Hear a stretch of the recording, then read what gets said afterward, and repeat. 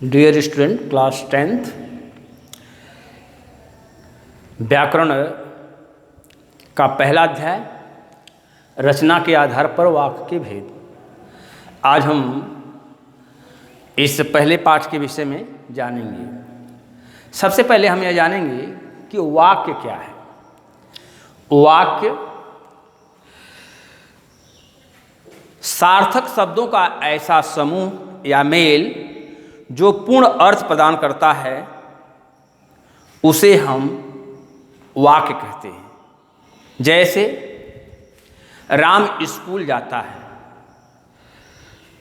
मैं कल दिल्ली जाऊंगा, लड़का रोता है, ये सभी वाक्य हैं। जो वाक्य हैं, वाक्य के अंग, वाक्य के दो खंड या दो अंग होते हैं। नंबर 1 विधेय और दूसरा उद्देश्य। उद्देश्य और दूसरा विधेय।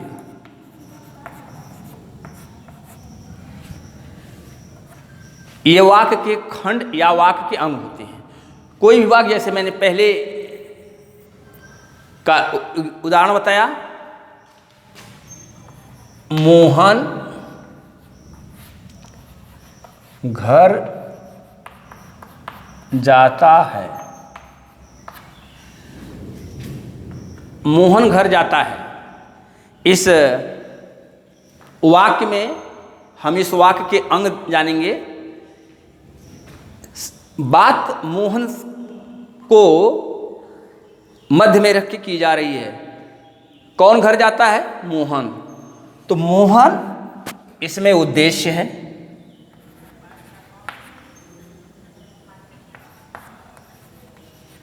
मोहन उद्देश्य है।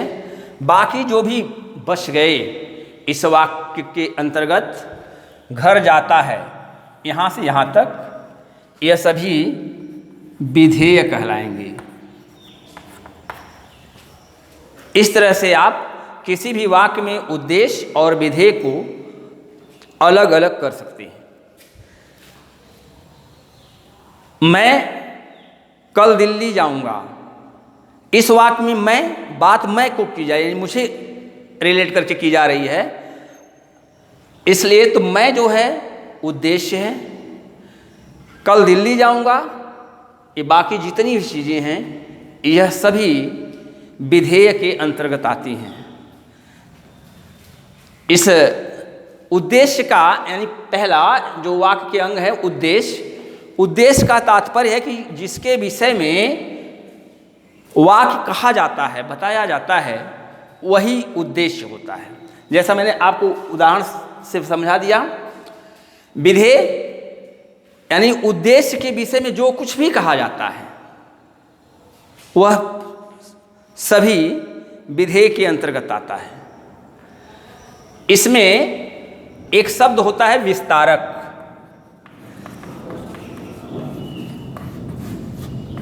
यह विस्तारक जो है ये दोनों के साथ आता है, विधेय के साथ भी आता है और उद्देश्य के भी साथ आता है।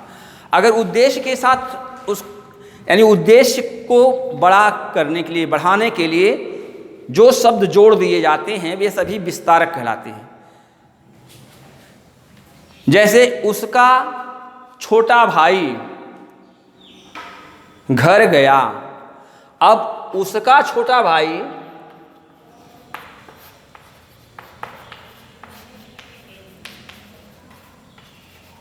घर गया।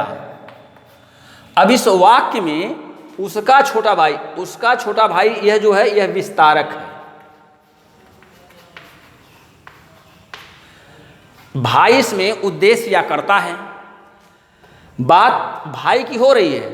अब उसका भाई या उसका छोटा भाई या उसका बड़ा भाई, यानी ये जो भी है, उसका छोटा भाई या उसका बड़ा भाई, वाक्य में जो उससे जोड़े गए हैं ये सभी उद्देश्य के विस्तारक होंगे।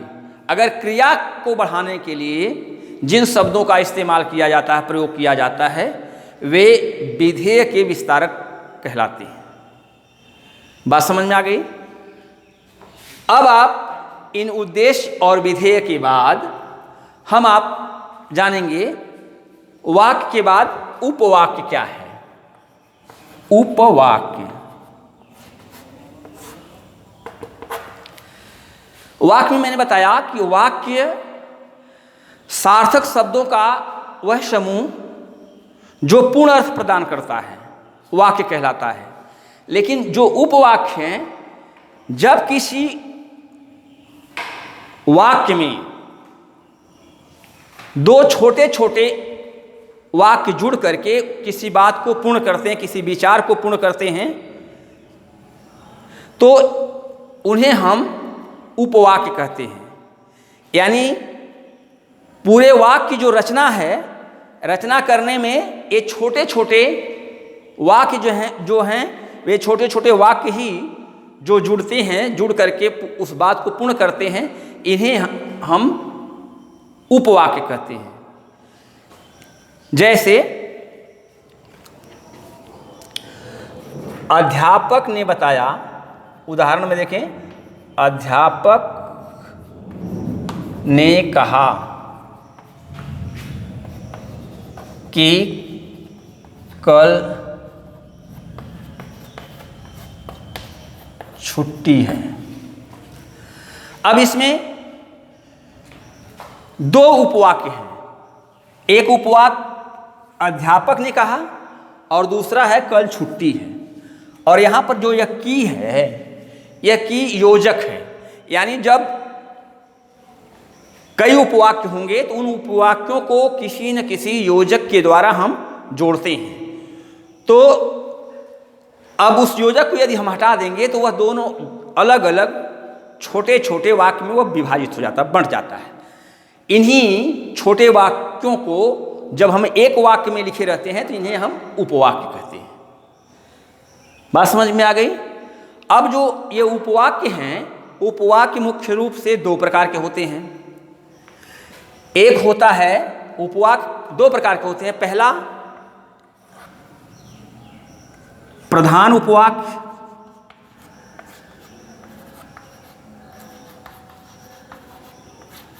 और दूसरा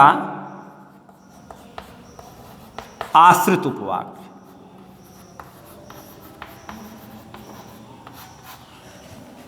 यानी उपवाक्य के दो भेद होते हैं, पहला प्रधान उपवाक्य और दूसरा आश्रित उपवाक्य। इस प्रधान उपवाक्य को मुख्य भी कहते हैं, मुख्य उपवाक्य, और आश्रित उपवाक्य को हम गौण उपवाक्य भी कहते हैं।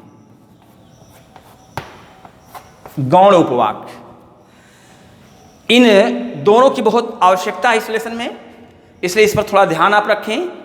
प्रधान उपवाक्य का तात्पर्य यह होता है कि उस वाक्य का पूर्ण केंद्र बिंदु प्रधान वाक्य होता है। यानी जिसके विषय में बात पूर्ण रूप से इंगित करके कही जाती है, संकेत की जाती है, वह प्रधान उपवाक्य होता है। यानी वह पूरा वाक्य उस प्रधान वाक्य उपवाक्य के साथ ही जुड़ा होता है, उसी पर निर्भर करता है।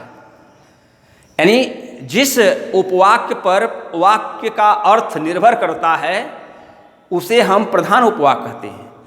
और आश्रित उपवाक्य वे उपवाक्य होते हैं जो प्रधान उपवाक्य की सहायता के लिए केवल प्रयोग किए जाते हैं, उन्हें हम आश्रित उपवाक्य या गौण उपवाक्य कहते हैं। बात समझ में आ गई? इससे आप उदाहरण के द्वारा समझ लें। जैसा कि हमने एक उदाहरण लिख रखा है, अध्यापक ने कहा कि कल छुट्टी है।